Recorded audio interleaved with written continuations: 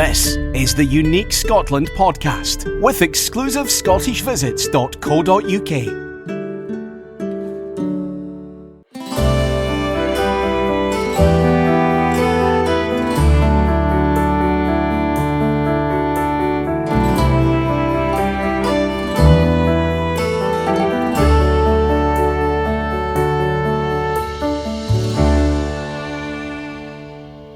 Hello, this is John Harbour of Exclusive Scottish Visits Luxury Tours, and welcome to my podcast, Unique Scotland, the go-to podcast on all things Scottish. I'm recording this from Aberlady, a small village near Edinburgh, and it's a cold but bright and sunny late April morning. Minnie, our spaniel, has had her walk and is very proud with herself, having put up 2 ducks who were minding their own business in a field next to Aberlady Bay when Minnie went dashing past. Pam, Minnie and I are just back from the Outer Hebrides with my good friends Irina, Philip and their 2 gorgeous boys, Nicholas and Lucas, who are also my godsons. That was quite a trip, and I'll be recounting the journey in a future podcast and telling you of our adventures on white sandy beaches, tempestuous seas crashing onto the Outer Hebrides Atlantic coasts, incredible Neolithic monuments, and also the pleasure of meeting Donald John Mackay, the famous weaver of Harris, who completed a huge tartan weaving order from Nike, which they used in their running shoes, or as we call them, trainers. I think in American parlance it's sneakers. Anyway, they were super. And talking about weaving, in today's podcast you're in for a treat as we continue our thread from our last podcast which unravelled the world of tartan. In today's episode you'll be hearing from the marvellous Clare Campbell, a woman who's not only left her mark on the Highlands and Scotland, but has splashed it all over the global design scene with her incredible flair for weaving. Her Prickly Thistle brand isn't just a tongue twister, it's a whirlwind of creativity shaking up the design world like it's not been shaken for quite some time. Clare's story touches at the very heart of every one of us who has ever come to a point in our lives where the status quo was not an option. She began life as an accountant, yes, really, juggling numbers by day, teenagers by night, with a supportive, albeit slightly sceptical husband cheering from the sidelines. But life had some tough lessons to teach. After losing her dad and having already faced the heartbreak of her brother's passing at just 19 years of age, Clare hit pause. She started wondering if there was more to life than spreadsheets and school runs, and for her there was. Enter Tartan, in the most dramatic, your destiny is calling kind of way. According to Clare, tartan didn't just waylay her, it practically ambushed her. And weaving tartan quickly became not just a hobby but a full-blown love affair. And it's not just about pretty plaids either. Clare's tartan's woven into the very fabric of Scotland's soul. Clare's passionate about the fact that real tartan is made from wool, a material so sadly outnumbered these days that only 1% of global textiles still come from sheep, while the rest are synthetic pretenders. Determined to make a difference, Clare set about creating the Prickly Thistle brand, intent on doing things the sustainable, traditional way, using natural wool and old-school techniques to craft something timeless.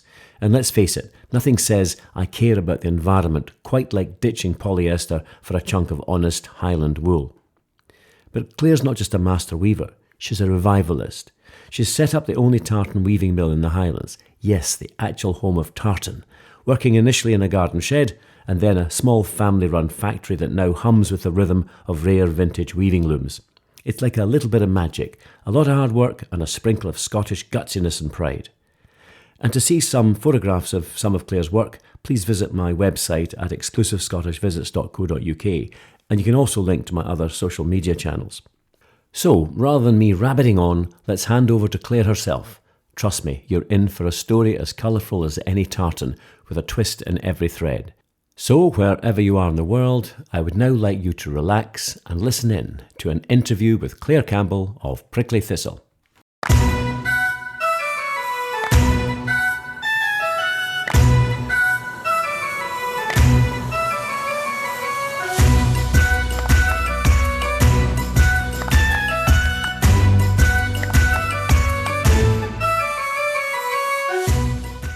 Well, I'm delighted to welcome Clare Campbell, the owner of the wonderful company in the Highlands called Prickly Thistle.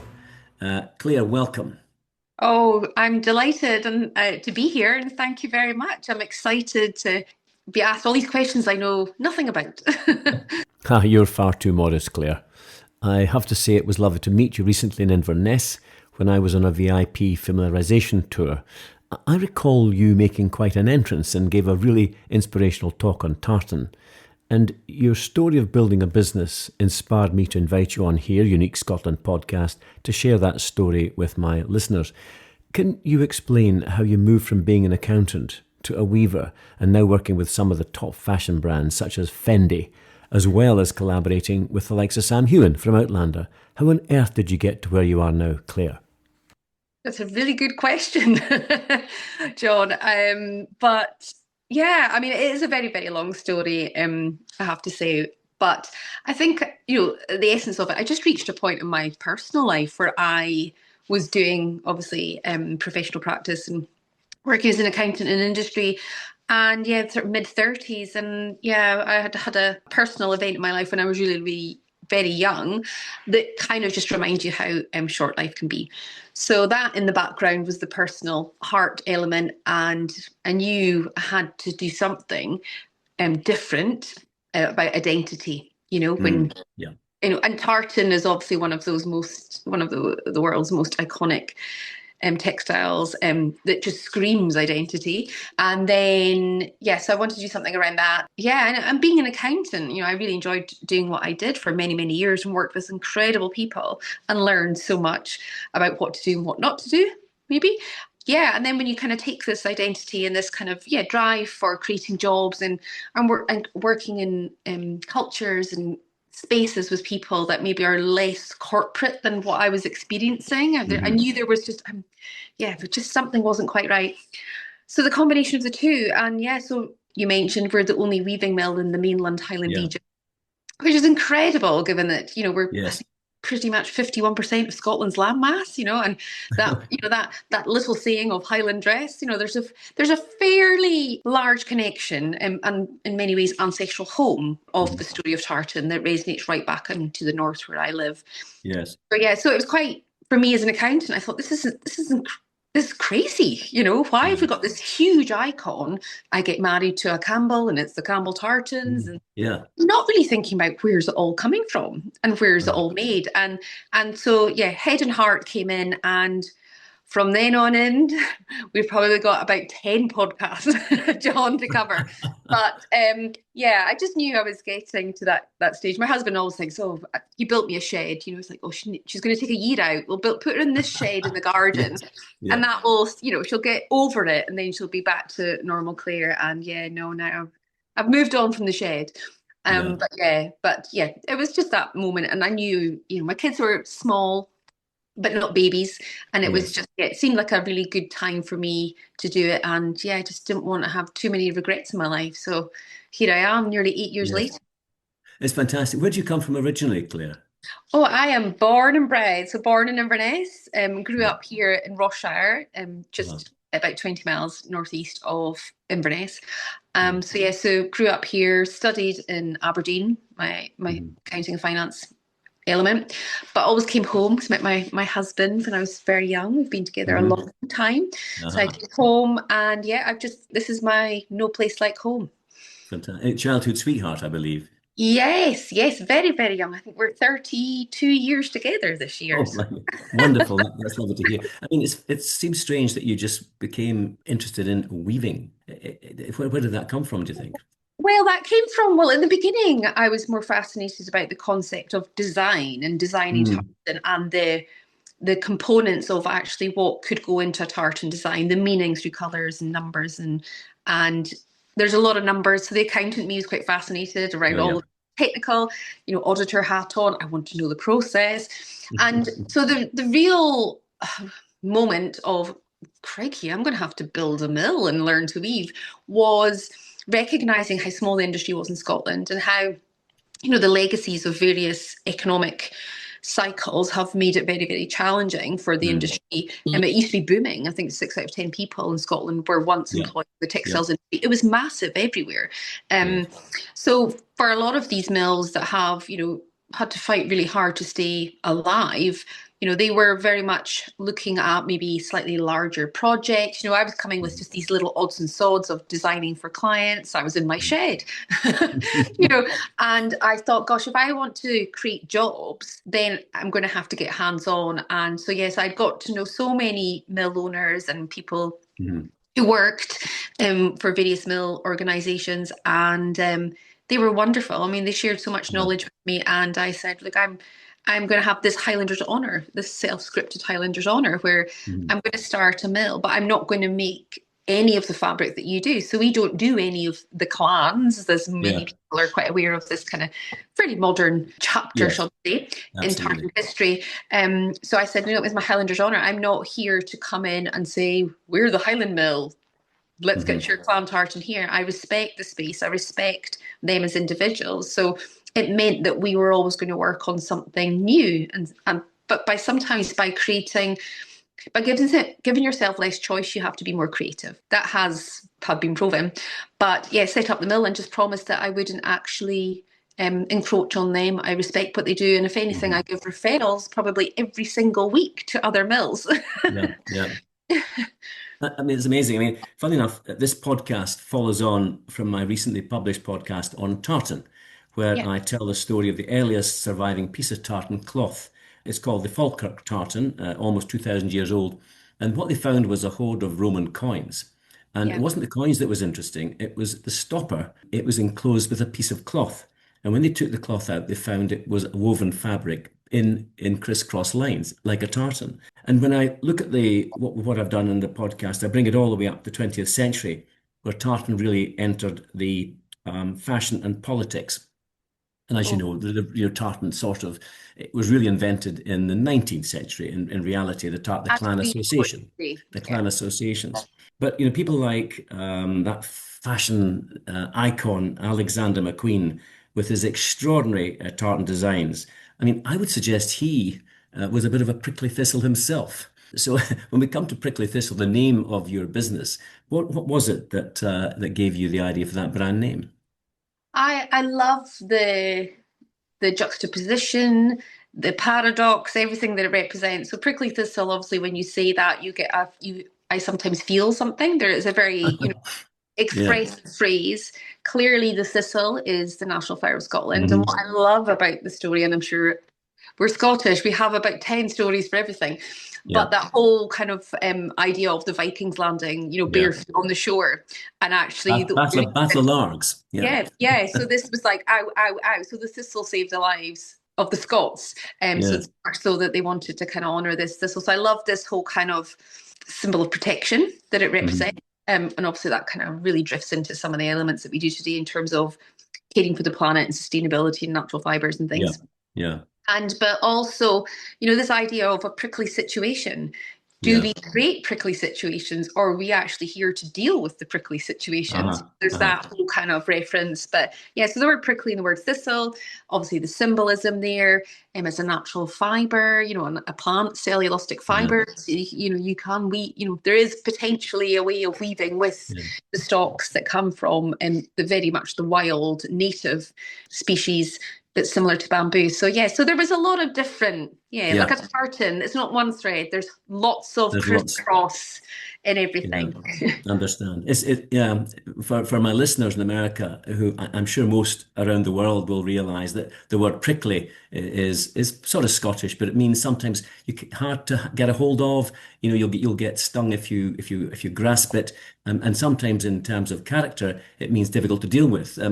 Claire, can I ask you, are you a prickly sort of person? Oh, well, if I have to be. I think no. I think probably what I would like to probably fall back on is just the whole traits of integrity and courage, the combination there. Some people might say it's prickly, but I think I've become much more confident in my voice. And I think, in the context of 21st century and the 200 years from now, I think we live in a world where using your voice a little bit more to ask why is really important, especially in the last 50 years, or maybe in the story of tartan, in the last 250. So asking why, and some people might think it's being a bit prickly, but actually, I don't think so. I think what it does, it allows us to kind of get become more informed about everything in life. I think it reminds us that that beautiful thing of compromising, where people actually can disagree but still like each other, you know, this whole kind of thing. So instead of it being a negative thing, I think we need to, you know, we need to keep these things going to remind us of the virtues of what makes a good global humanity. Absolutely, yes. I mean, the question, really, are you sure about that, is no bad thing at times. No, absolutely. I have to say, what I find most extraordinary when you told the story originally about your product, which is absolutely amazing, and how you made it on 19th century looms. I mean, you could have bought modern weaving looms and perhaps started the business in a much easier fashion. Why on earth use 19th century looms? Yeah, absolutely. And I think it's, you know, for me, and obviously background as an accountant, and people think, oh, I was trained to, you know, help businesses drive efficiency, and industry 4.0 is coming down the line. We now have AI, you know, why would you have people when you can have robots do the job? But I think we have to respect, oh God, there's lots and lots of reasons for it, but I think, you know, it's about creating jobs. I think that's really important, you know, and that's a whole other debate about where we're heading in terms of some of the innovations we're trying to push through. But I was so passionate about creating employment, good quality, fun, rewarding workspace. And there's so much, having spent 13 years of my life with Excel spreadsheets mostly, there's something that makes you feel so alive and so human making something. Yeah. It's just, you know, in terms of mental health, you know, it's just incredible. And then when we start making things again, we completely respect and understand their true value. You know, and in the world of consumerism, there's been big drifts in that space because we just don't really know what's involved in making many things these days. So the old looms, where that creates more jobs. You know, you see these modern looms, you think, wonderful. You know, old accountant Clare would be thinking of the bottom line. Let's get one of them. It needs far less people. Look at the speed of it. Look, we can mass produce for what is mass waste, and you know, hyper consumption. So I believe in these because they need people, but also it's the magic of the cloth. You know, it's like going to a baker's, scratch baked, you know, breads versus mass produced factory bread. You know, to some it might look the same and might even taste very similar, but when you know, you know. And I think tartan it is one of our national icons. I feel like it commands the respect of having the hands of people behind it, rather than it just being fully automated in a massive factory where there is just computers and a few engineers, not weavers, engineers, making sure that everything's back online before the red light starts beeping at you or something. So having this beautiful equipment, but then every now and then I jest and go, well, as the accountant, let's look at that in the balance sheet and think about the economic useful life. We have looms that are one nearly 100 years old. That will outlive every modern loom that is in existence today, without a doubt. It does not require computer aided, you know, technicians. It is literally a work of art. You know, good old fashioned positive energy engineering, gears, you name it. It is perfectly repairable and it will go forever. And unlikely to be affected by AI, might I suggest? Oh, completely. I mean, I'm the one that's at the most risk and here with having a computer for emails, but every single person that works here is, computer free. And how on earth how do you keep them going? Because these are old machines. Oh gosh, yeah. Well, I am for your listeners. I'm learning to weld this weekend. I cannot wait. Most women my age probably get very excited about maybe a new handbag or something. I've bought myself some two welders to do the different types of welding. So, but yeah, we've been very, very fortunate. Obviously, this knowledge is vastly disappearing because of that continued industry 4.0 off the back of the industrial revolution as well. And but we were very, very lucky. A gentleman that I managed to find, and all credit to my husband for that, who's been with us now for the 8 years we've been here, and he's been slowly but surely feeding all of his knowledge with us. And we're not quite fully flying or on our own, but we're very, very close to it. So one is obviously the respect for the tuning, as they call it, for the loom. But then because there's so few people weaving with this types of equipment, there is no supply chain for 95% of what, the parts. So you have to get really creative. But then in a sustainability conversation, we're repairing everything. Yeah. And Yeah. it's wonderful. So welding will be happening on Sunday. Well, can I just say congratulations to that? I mean, I have to admit to having been a bit of a weaver myself. When I was 15 years old, having just left school, before I joined the Royal Navy, I got a job in a woolen mill in Galashiels when the mills were still working. And Yeah. I actually was being trained as a warper. And that is the person that puts the wool on the big drum and then eventually onto the spindle before it goes through to the weaving shop. And that was a terrific experience. But then again, there were about 200 looms up and down the floor. The noise, the cacophony of noise was amazing. Oh, And it's and as a incredible. and as a 15 to 16 fresh-faced boy with about 200 young women in there, you can imagine they made my life hell. Oh yes, we've got to have a good sense of humor to be a weaver You do, or you work in the do. textiles industry. No, we Yeah, use a hand method of warping, sectional warping by hand as well with a big yeah. 3L wheel. But we've Mm. only got 4 looms, and we're proud to only have 4. Well, I've seen it on the website. It looks great. The one thing I want to ask you about on the website, I was intrigued by your comment. Quite simply, we make clothes, badass clothes, clothes for women who are like, hell yeah. Yeah. Can you just explain that? That's lovely. Well, you were kind of mentioning some of the modern, adoption in the world of fashion, and I kind of go, well, if we look up the definition of fashion, it's actually just an adjective. She fashioned her garden. He Yeah, fashioned his toolbox or whatever. So yeah. fashion, what is fashion? And it's like, no, we make clothes. We're actually engineers. And it's Hmm. like changing the narrative a little bit here to kind of for people to really maybe connect again with all of the work that can go into it. And Yeah. obviously push back on this whole hyper consumerism, buy less, love more, who you're buying from. So yeah, so it's gosh, my head's just gone absolutely blank there, I mean, John. how do women react to this? They're like, hell Oh yeah. I mean, yeah. No, so they love it, and I think, I mean, for us, we're so, and it took a little bit of time. I always felt this way in the beginning, but I was a little bit of an imposter syndrome. A chartered accountant yeah, coming yeah, to, yeah. and people say, "Oh, where did you study? And, where did you study textiles or fashion or whatever?" And I'm like, "Well, I got a CA qualification, but I have subsequently departed from that." So yeah, so it was a bit of imposter syndrome for a long, long time. But yeah, so we make clothes, and we realize clothes are actually, and it's funny how they've been weaponized in some respects to Mm. buy more, to have the Uh, latest look, seasonal fashion shows, autumn, yeah, winter, spring, summer. Oh, and we just go, wait a minute, this is bonkers. yeah. So we're like, no, we just make clothes. That's, clothes that are, you can wear to a wedding or you can wear it on a Wednesday. So Mm. everything's been built around and kind of going back to some of the history of the kilt, in Yeah, terms of what it was before Culloden yeah, per se, is that actually we just wore this cloth, at a kind of district, regional, community level, not so much yeah. bloodline.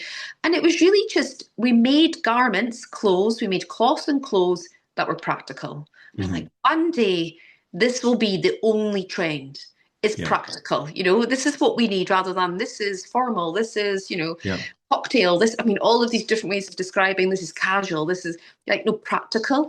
So yeah, so we've kind of been able to connect with a lot of women who probably have felt a bit overwhelmed, a bit tired, a bit fed up Yeah. of just how the fashion world does try to hijack your Uh, attention, but also play on your insecurities, I'll be totally honest.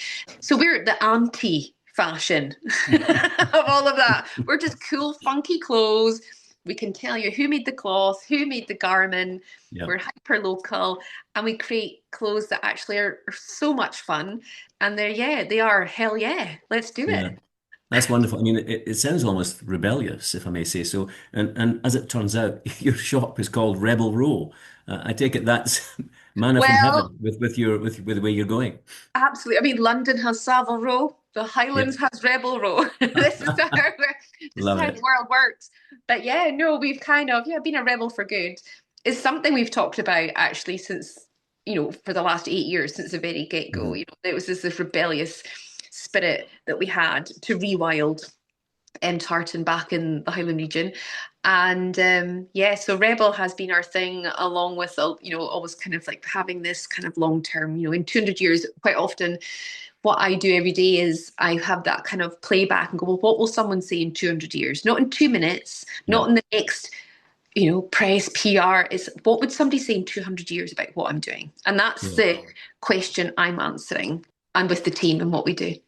Yes. And do you find when ladies come into the shop, obviously, hopefully they bring their husbands, but when they come in, what sort of thing are they looking for today? What is it they're really hankering after? Yeah, I mean, I think there is that liberation from a system that's been quite Mm. dominant and quite evolved. And as you mentioned, sort of the high fashion designers and things like that as well. And some of them were rebels. And I do think if Alexander McQueen and Vivienne Westwood were Mm. both here, I think they would have definitely thought, yes, this is the mill. Yeah, yeah. But I mean, they're looking for, we do really simple, everyday, Mm. practical clothes that can be Mhm. switched up. But I think there's this concept of weighting your values.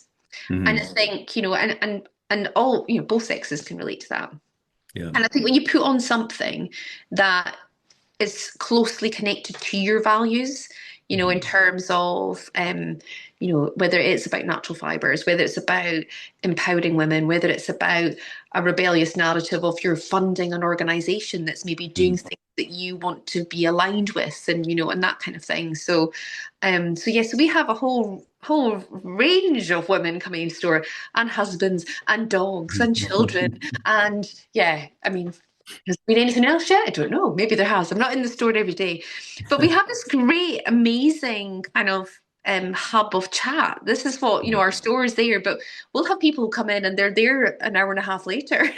they're just and they've probably not moved from the, just Yeah. chatting at the desk. So Yeah. so I always say we should only buy what we need and it's relevant to our everyday lives, one that we can wear literally every day if we Yes. wanted to. And what we do in Rebel Row, which is similar to Savile Row, but better, of course, Of course. is we do made to measure. And that's what's really unique about our mill. Not only unique because we're the only one in this beautiful region at the moment, but we are a mill that actually makes cloth and we make the clothes. Quite often Mhm. in this industry, they're very separated. There's, Yeah. there is kind of, there's cracks, I think, in knowledge and respect for materials. So because we make the fabric, we know what's involved. Therefore, we Mhm. don't waste a single thing when we make a garment. But with having that crossover literally within the same space of all the women that work here, and Martin, Yeah. talking about, when you were working at your mill, Yeah. we've got our young You've got Martin. your mind. Yes. um, but what we do, because we do both, it's highly unique. Most cloth Uh-huh. producers don't make a whole range of clothing. They will sell to designers and they will put Yeah. into other factories and they will do cut, manufacture, trim. And usually the people making clothes don't have anything to do with fabric. So Yeah. we're quite unique that way, but it's allowed us to really respect all aspects of the process, but also allowed us to come up with some interesting happy accidents of doing things differently. Differently. I mean, how on earth did Fendi get a hold of you, for example? Yeah, I mean, this is the thing, I mean, normally it's like in the world of commerce or industry, or if you're a manufacturer, Yeah. you need to go out in the trade missions and you need to go and sell yourself at the trade shows. Like, this is not what we're about. We're not into Mhm. mass scale production of anything. So they just found us. I presume, Google or something like that, Yeah. because you may have noticed we've actually not been on social media for 3.5 years. Yes. We left that world as a bit of a protest for, as much as there's so many wonderful things, there was things that we felt like, gosh, we Yeah. wish they would sort that out. So therefore we put our vote elsewhere and we left. So yes, it must be just through, I mean, Yeah. Fendi, I mean, in Italy, it must have been through Yeah. the internet. Amazing. But yeah, I Amazing. got the email. I was in Germany at the time and I was doing this trip to meet with some students in Hanover, and it was wonderful. Yeah. In fact, the professor Martina Blom, she worked with Vivienne Westwood many years ago when she started out. And I was sitting on the train. We just visited a textiles recycling facility, waste facility, and they were talking about what they do with the kind of like post-consumer product. And I was sitting on the train. I was like, I've got an email from Fendi. Do you think this is, And I'm like, they're like, you better reply. And I'm like, oh well, just not really thinking it's Fendi and designing Yes. for the. But it just shows you, I think, a little bit of we haven't compromised on our values and what we do at Prickly Thistle. We, more than anything, we know what we're not. Yeah. And I think that's garnering a little bit of respect slowly out there. And it's been a beautiful, organic, natural Yes. discovery and word of mouth. It's not a big No. hyped PR wheelhouse, No. No. whatever. No. Your Um, brand sells itself. It's fantastic, top quality. And that's often the case when selling a genuine product. And I remember meeting a gentleman called Donald John Mackay on the Isle of Harris.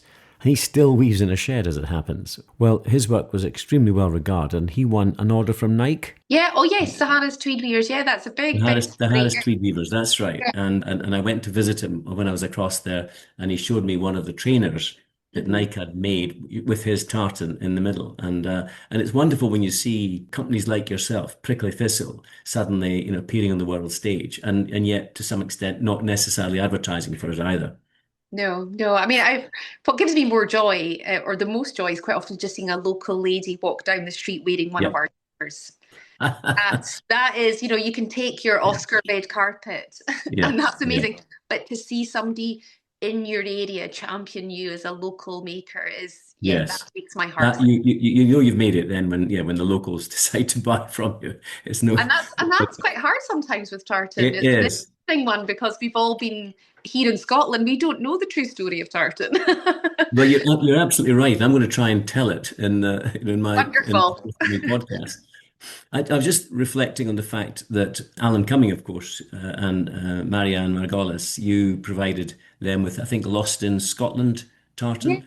we I were. actually met Alan Cumming in New York last year at the Tartan Parade, where I mean, literally, I've never seen so many bagpipes. It's the American Scottish diaspora that come out at the Tartan Parade, and it was an amazing parade down Fifth Avenue, which I was very proud to take part in. But he was sporting an amazing tartan himself. But I mean, how did you get involved with him? And Yeah. Yeah, so I mean, again, we've been very lucky. I've been on a couple of TV shows with Alan. I was also in another oh TV show, well, My Happy Place, and where I spent the day with him as his pal at Highland Games, and Lala, of course.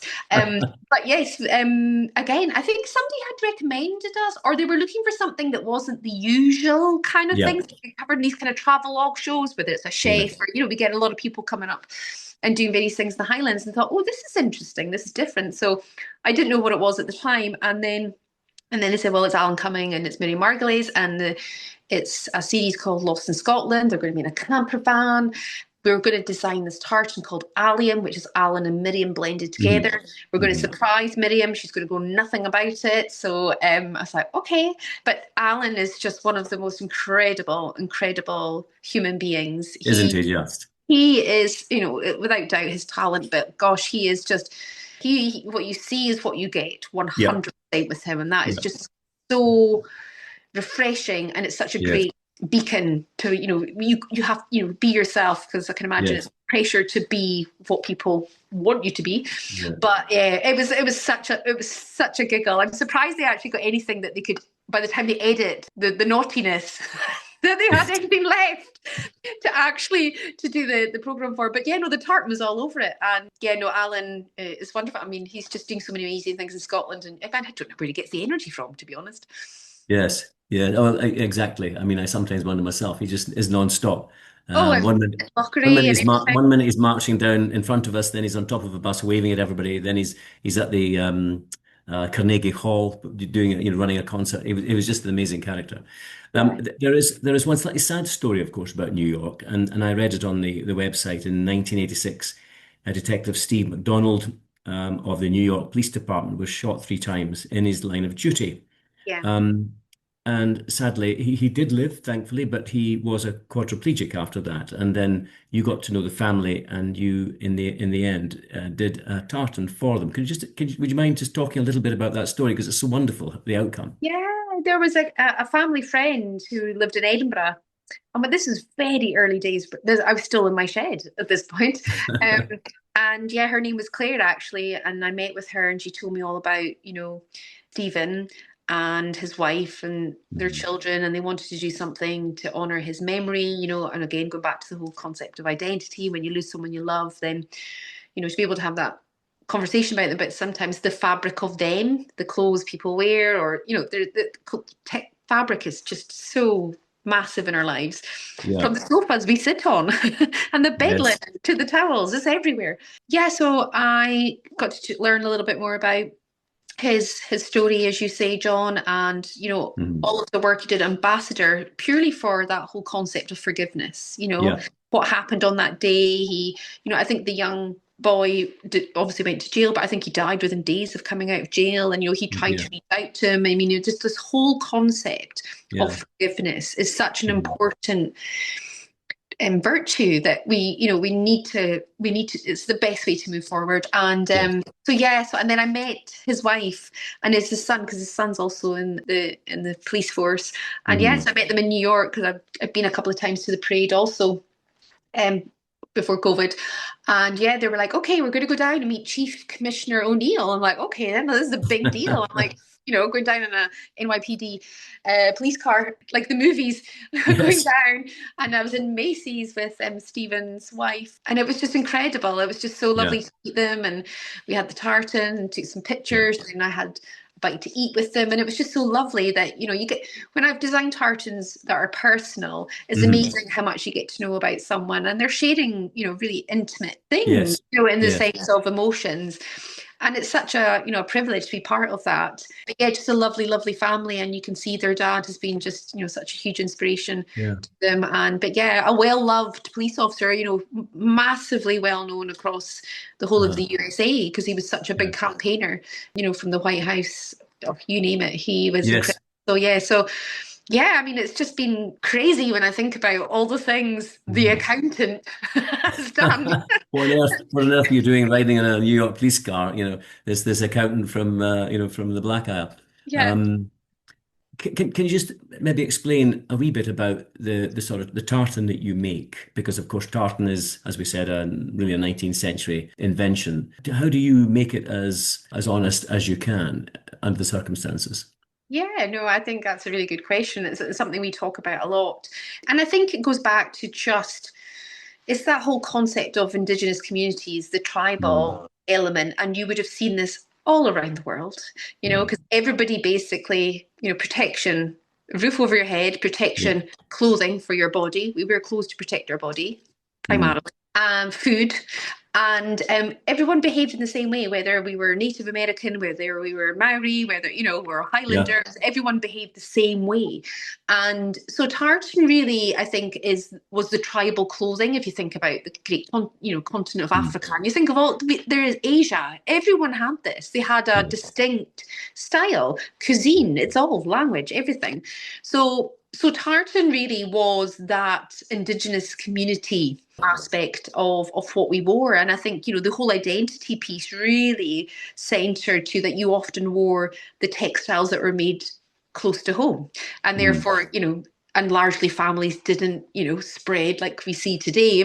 So inherently there was obviously a bloodline element, but it was broader than that. It was community, and clan, has within its wide definition, the meaning of community. It's not exclusively bloodline. What I find fascinating, even the word clan today, how it's the English spelling. It should have two N's. It's the bizarrest thing. It's even Scottish Gaelic spelling. Wow. So we, as much as sometimes people look at the face of what we're doing and they'll go, wow, this is really modern. It's amazing what you're doing. And I probably go, put my hand up, we might be the most traditional tartan mill and clothing maker in the country in terms of the principles of that community regional designs, very unique to the mill, the people, the lady I was telling you walking down the street, she's wearing this is really like, this is the sliding doors to the 1500s. The clothing all made in a zero waste way. So we're not wasting fabric. It's designed to be reused. That's what the kilt was. It wasn't cut up. It wasn't overly tailored. It wasn't lined. It wasn't military. None of that. So we're probably sitting there and we're like, wow, this is like, rebellious, hell yeah, modern. As I say, we probably are the most traditional of all in the country, which is the bizarrest thing. Yeah, but very nice at the same time. Oh yes, yeah. Thank you. No, it is, isn't it? It's traditional. I mean, I wear the kilt at least 7, 8 months of the year. So you'll see me wandering around the country, and I'm delighted with the respect it gets still. You know, when you approach a historical site or just walking in the town. I mean, clearly people want to take photographs, but because they like the traditional dress. But I'm also pleased the way that Scots react to it. I'll walk down the street and somebody will, a Scot, coming down, will say, "You're looking very smart today, sir," or "Love your dress," something to that effect. So it still has that respect in Scotland. So thank you for doing the traditional way, if I may say so. Thank you. Um, We're doing it for the women now because we've had quite such a, because it's always been that icon, as you say, has been very yeah. much a male dominated piece. And I kind of sit Uh-huh. as the female Highlander going, I'm sure women wore this Yes, at yes. some point. We've just Yeah. not written about it, but that doesn't mean it didn't happen. So we're kind of bringing in a little bit of that equality to the Scottish tartan history that maybe it's just, didn't get as much, Oh, scribe. absolutely. No, absolutely. It's the men with the swords were the ones that made history, apparently. But Oh no, yeah, yeah. behind every great man, as they say, is a great woman. In fact, talking about it, I mean, Claire in Outlander, the wonderful. I've got lots of American clients who follow Outlander, Oh yeah. and Claire, of course, wore lovely tartan dresses, so that was quite sweet. But if I think of Claire, I also think of Sam Hewen. Yeah. Who you've made tartan for? First of all, to make sure that my American female listeners aren't too jealous, did you meet the man? Gosh, yes, Sam. Well Yeah, a done. few times. Yeah, no, it was incredible. No, I have a lot to thank Sam for, way back in the beginning when we were crowdfunding to, bring this notion of, selling product in advance, Uh, to bring this idea of bringing weaving home to the Highland region. Don't know how, but I managed. He yeah. responded to a message, and I was like, "Oh my goodness, do I contact your agent?" He's like, "No," he says, "Just send it to me. I'll share it for you." And he's just such a sweet, sweet guy. I mean, so Uh, as we say, chuffed. So yeah. chuffed for him in terms of his distillery now, and and all of Yeah. the other things. Without doubt, Yeah. incredible actor. In terms of theatre work, but Yes. as an individual, the sweetest, lovely guy. And when we were working with him and we were doing the Sassenach Tartan, Uh, yeah, just always mindful to respect the light that he shone on us for that while, yes. that really got us going. So there's always a debt is owed to Mr. Hewen, and I think he knows Lovely. that. So, but we hope that at the same time he can be proud of and take credit that we've, as my daughter, 18-year-old daughter Charlie, not the Bonnie Prince, she would have given him a run for his money, but my Charlie, it's like, Mum, you stay in your own lane. So we've kind of, yeah, we've been able Yeah. to, thanks to, without doubt, Sam at the beginning, shining that Yeah. light. We've earned our little bit of stage presence, and we're doing our own thing. We're respecting the space of others, and Mhm. we're open and transparent about what we learn and things like that. So yeah, so I Okay. met him quite a few times, did some filming with him. Wonderful. I was on Men Wonderful. and Kills. So if there's ladies listening who've followed Sam's journey, he did a TV show with Graham McTavish. So I've met Graham a few times. Gary Mm. Lewis, he was here. He was fun. He was hilarious. Gary Lewis. He was actually in this room. I'm in the sewing room tonight. He was in here. We're talking about Guernsey sweaters in Shetland, and he ordered one off this lady in the co-op who was there buying milk. It was just all so random, but this was Gary Lewis. But yeah, Men in Kilts. So they did an episode where they filmed at the mill, and Sam and Graham and I'm there, and we're at the looms and everything like that. And yeah, no, I got to meet Sam a few times, and yeah, I can still keep in touch with Yeah. Sam That's quietly. lovely. So for the ladies listening, Sam Hewn, he's a bit of a hunk, is he?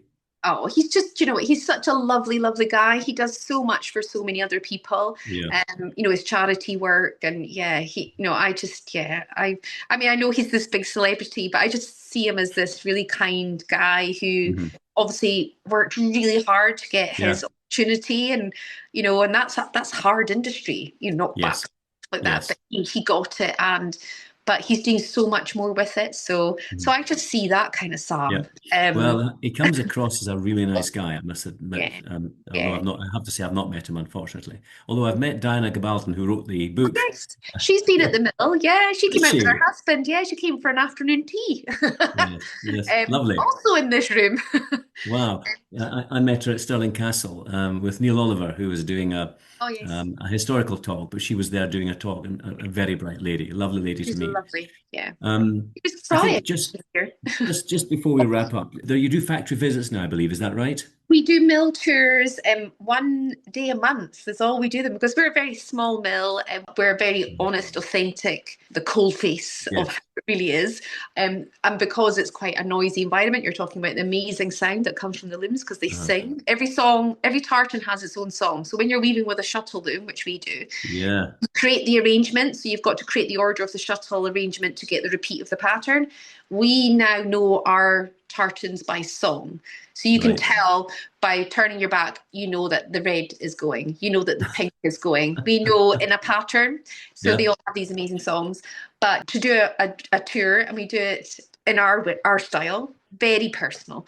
We have to stop a lot of what we're doing for safety and for sound. So we Of course. can't do, we would probably, people would come every day, but then we would weave nothing. And that Yeah. wouldn't really quite work out. So Yeah. yeah, 1 day a month in the summertime we have, but we have big plans for lots of things in the future, which involve Fort George and all sorts of stuff, which is really, Really? Well, I look forward to that. I mean, I've seen on your website about the visit to the shop that you can have and the yeah. different talks that you do. And I was privileged to hear Susan, your main Oh, yes. assistant, do a Yeah. talk when I was up in Inverness, and by heavens, does she know her stuff as well? Just for the listeners, because although this might go on YouTube, the listeners can't see you. Do you mind if I describe you? Oh, good luck. This is it's now 7 o'clock in the evening, where most of you are either having supper or you're tucked down watching the television. And here is Clare Campbell of Prickly Thistle wearing a blue jumper, which is covered in thread. She's got a yellow woolen tammy on that clearly has seen better days, and and and yet the enthusiasm just Nails. looking at the nails now. I won't tell them what the nails are like, but they can imagine. But no, the enthusiasm for Prickly Thistle and Rebel Row just absolutely shines through. And Oh, I'm delighted to have been able to chat to you this evening and just shoot the breeze, as we'd say. I think finally, how would you like people to look for you, discover, Prickly Thistle, Rebel Row? yeah, I mean, if you just put Prickly Thistle Scotland in Google, you'll find us. And then, our website is our main kind of Yeah. signpost to say we're not on social media. So yes, our website will then tell you all about what we do at the mill, we do lots of events. As you say, we have these talks. We've got weaving workshops that we're doing this year, design your own tartan workshops. But yes, our store is very much a social Mm. community thing. And yes, all information about the store. We have a few items online, but because we do such amazing small batches of things, they sell so quickly in our shop. We don't even have time to put things on the internet anymore. People are like, "Wow, I can't see your things." Like, we're literally selling them so quickly. And Yeah. because everything, when we make a batch of anything, they're actually all unique because the way we do things in a zero waste Yeah. way. But yeah, our website is Right. the easy way to go. They can sign up to our emails. We do them once every 6 weeks, but we like to share our rebellious activities, which there is several projects Mm. on the go that people seem to love. Yeah. They find it really refreshing that this little business is trying to do so much Yes. around social, environmental, and of course tartan. But so people love our email because it's like the rebel rag. It's like a paper. It's like a newspaper. No, absolutely. And you've certainly got one very, very keen advocate of your stuff in this house as well. Well, obviously two now Oh, that I've spoken to you. yes, John. Absolutely. No. Um, Claire, thank you so much. It's been really super. I've thoroughly enjoyed chatting to you and just finding out a bit more about the business, from the person that actually started the whole thing off. So thank you so much for coming on the Unique Scotland podcast. And may I wish you all continued success. And I'm actually bringing some clients up to Inverness this coming year, and we'll be popping into the shop at least, if not Oh, listening to one of your talks.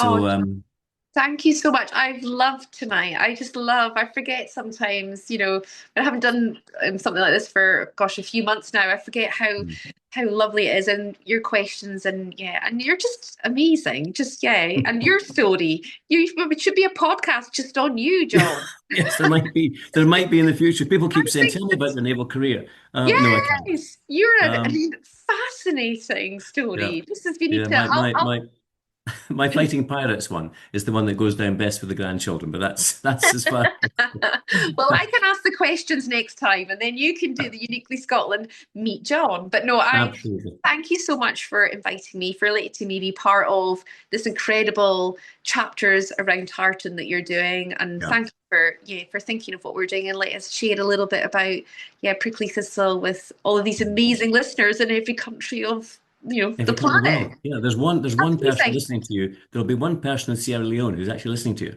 So, Hello, what Sierra you Leone. Hello, Sierra Leone. Yes, I think the Congo. I think I've got one there. Anyway, there's a number of places where we just don't know. Hopefully, they'll grow now that you've actually come on the program. Incredible. But we'll be sharing Anyway, this with our well, the people that follow us as well on our email. But no, that's thank you, lovely. John. Not I've at all. Pleasure. thoroughly enjoyed tonight. Yeah, and I'm not seeing your kilt, but I can see, you've got your smart clothes on. So people, look, there we go. Because if the video does make it, we need to see, look at this. Ta-da. There we go. The, Most ma- people the, are ma- saying she's not made any effort. But I'm going to go back and sew more clothes for customers. Well, the reason I'm in the full kilt because the last time I actually was videoing somebody like this, they said, you're doing a thing. During lockdown, people just put a jacket and tie on, and they'd be Yes, sitting with the pajama bottoms. So I've made a point of sitting in my kilt, making sure at least I've got the love kilt it. on. Love But it. anyway, Claire, I won't take any more of your time. Listen, you're Oh, a no. busy lady. I can see you're in the workshop, about to go back to work to do what you do best. And can I just say thank you for coming on the program and brilliant product, and look forward to seeing you this summer with some of my clients. Likewise, John. Thank you so much. All the best. Bye bye for now. Thank you. Well, that was Clare Campbell, the founder of the Prickly Thistle brand, with her flagship outlet in Inverness called Rebel Row. And it was a delight to have Clare join us on our Unique Scotland podcast today. I told you it'd be fun, and Clare did not disappoint.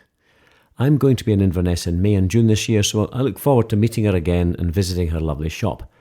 It was also good to hear her endorse what I said in my podcast on Tartan, that it's not the story of a single pattern, nor a single people.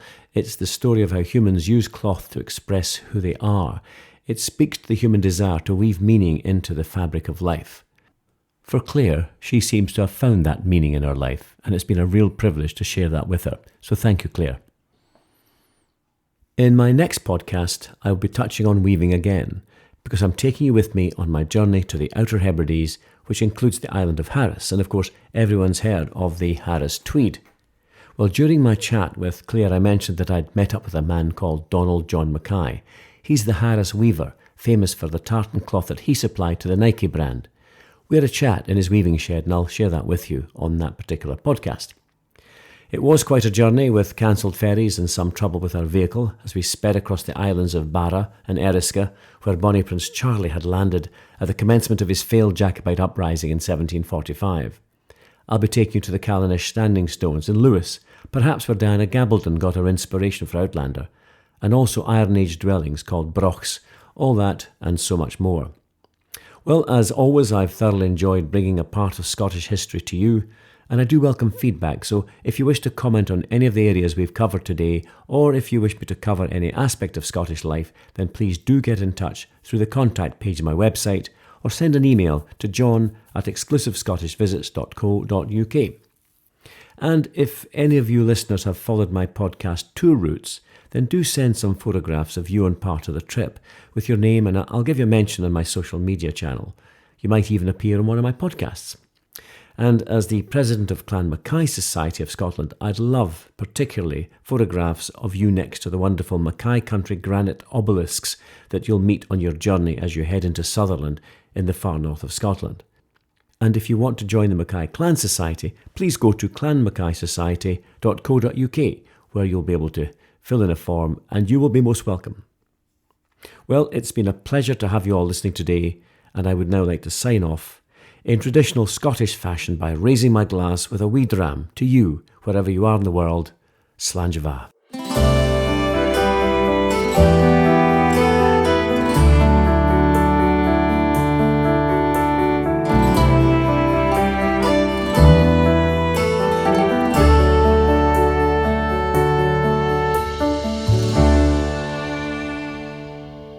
You've been listening to the Unique Scotland podcast with exclusivescottishvisits.co.uk. To receive all our episodes automatically, please subscribe now.